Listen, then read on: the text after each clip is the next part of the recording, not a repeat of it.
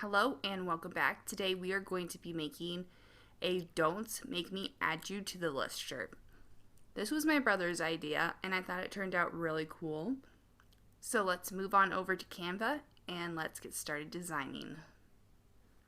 Once you have opened up your design reference sheet and downloaded the image, you're going to go into Canva and make your file size 4200 by 4800. Then you're going to go over to uploads. You're going to upload a new image, and mine are in the downloads, and I'm going to choose the sword. And it is uploading now. And while it's loading up, I'm going to go back over to my design reference sheet. I'm going to go ahead and select the font as well as the text. So I'm just going to highlight that, copy it, and once I'm back into Canva, I'm going to go over to the text. I'm going to go add a heading.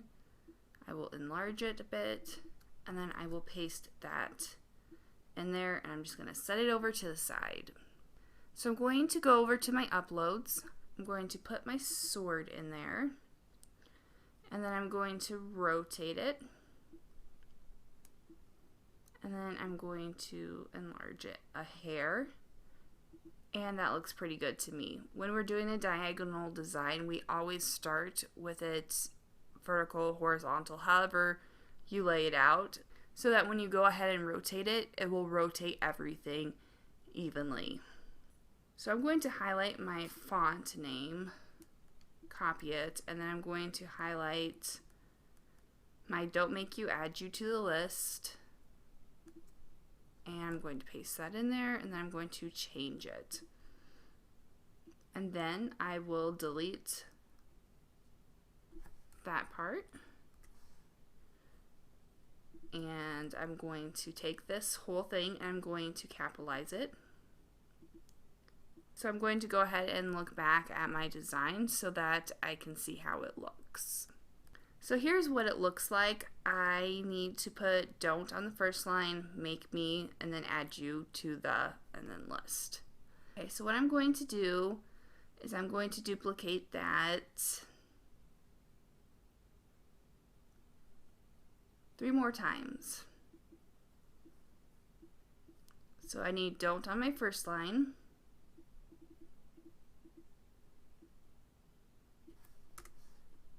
And then I need make me on the second line.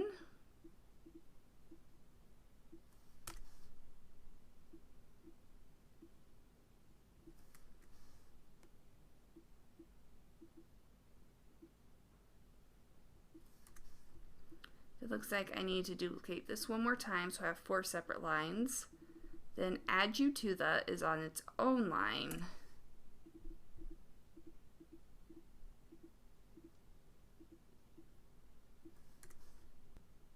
And then list is on its own line. So what I'm going to do is I'm going to just start eyeballing things. I'm going to put don't right here. And when we are looking at a composition with an image and we're trying to work text into it, we are going to want to look at that image and see the natural curves and divots within the image. So right here I see a nice curve, a notch, and then it's recessed, curved again. So I'm going to work with that within the design. So I like this whole don't to be kind of lined up right here. And remember, we don't want it to go past the edges or else it'll get cut off. I'm going to put make me right here. Try to align it. We'll do a better fine-tuning alignment. And then I'll do add you to, oops, I got an extra T there.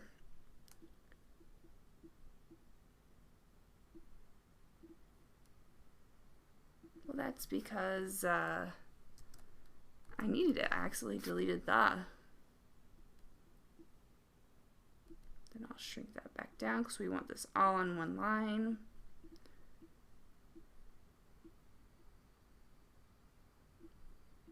Then we're going to make list huge to help balance out the composition, help weight out the bottom. So this is our design roughly. What I'm going to do is I'm going to go over to my elements, and I'm going to type in lines.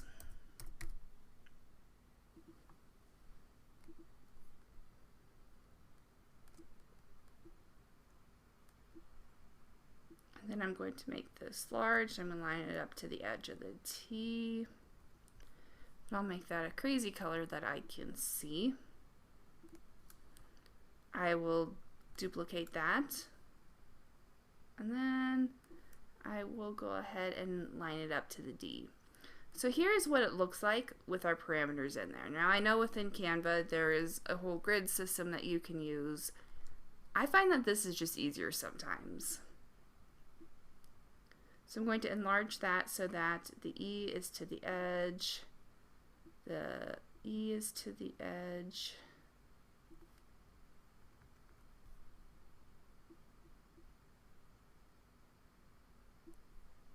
and then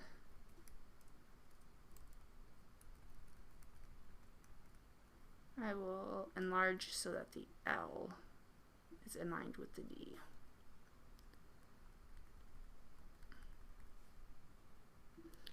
And I'll just kind of eyeball the way it looks with spacing.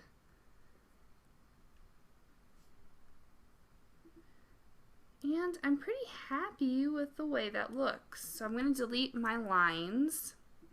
Then we're going to pop back over to the design reference sheet.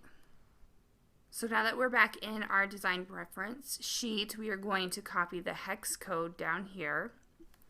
And from the last time you looked at it in this video, I realized that I did not have the proper hex code in the color box. So this number is updated. Make sure you use this one. So we're going to go ahead and copy that. Once we are back into Canva, we're going to highlight the text, change the color. We're going to add a brown. And I took the brown for these letters out of the handle of the sword. And then that looks very good. However, what I wanted to do was I wanted to change the transparency or opacity, which is how see-through the letters are. So for this, I wanted it to be like somebody was talking. So I feel like this is kind of a threat. So it's going to be like, don't make me add you to the list. So what I'm going to do is I'm going to lower the opacity to probably about 70 for don't. Actually, I think I'm going to do it to 80. I feel like it would be too transparent. So I'm going to go over here, do it 85, 90, oops, 90, and then we have 100. So it gets progressively darker throughout the saying. So I'm really happy with the way that looks. I'm going to go ahead and highlight it. I'm going to group it. And then I am going to rotate it. You don't have to rotate it. I actually think it looks cool with it in a normal orientation, but this one also looks cool too. So what I'm going to do is make sure that it's within the sides, it's not bleeding over too close to the edge. And then I'm going to go to the download arrow, PNG, transparent background, and then we're going to download it.